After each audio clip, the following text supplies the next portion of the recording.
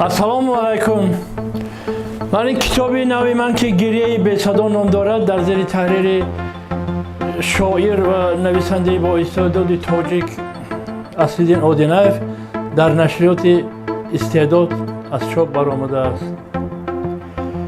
با اجازت شما من حالا یک شعر نوی خود را به شما قرائت میکنم.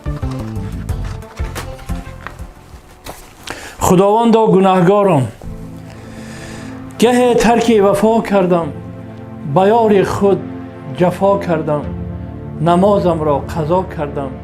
خداوندا گناهگارم، نکردم قدر مادر را، نکردم قدر خواهر را، نکردم یاری دادر را. خداوندا گناهگارم.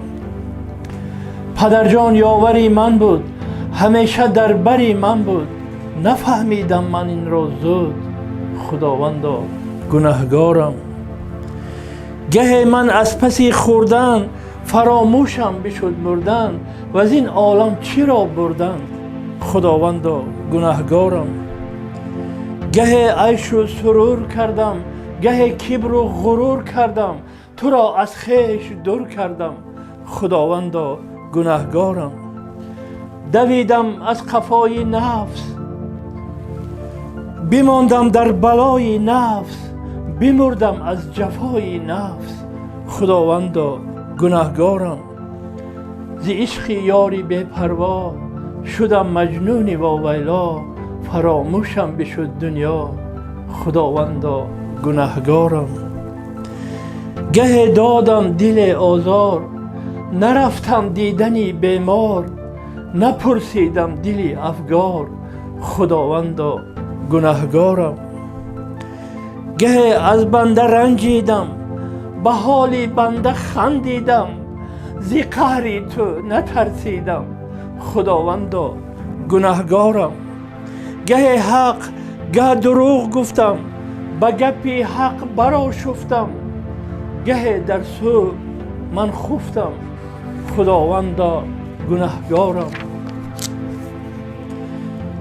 گه من از پسی بنده، نمودم غیبت و خنده، منم پیش تو شرمنده. خداوندا گناهگارم. همه خوابند و بیدارم، که ذکرت بر زبان آرم، نگر بر چشم خونبارم. خداوندا گناهگارم. تو دانی من نمیدانم، به حال خویش حیرانم، که گبرم یا مسلمانم. خداوندا گناهگارم. ایا پروردگاری من، بخواهم لحظه مردن، از این عالم ایمان بردن. خداوندا گناهگارم. تو دانی آرزوی تو بود مشتاق روی تو، منم در جستجوی تو. خداوندا گناهگارم. من از رحمت امیدوارم. تشکر.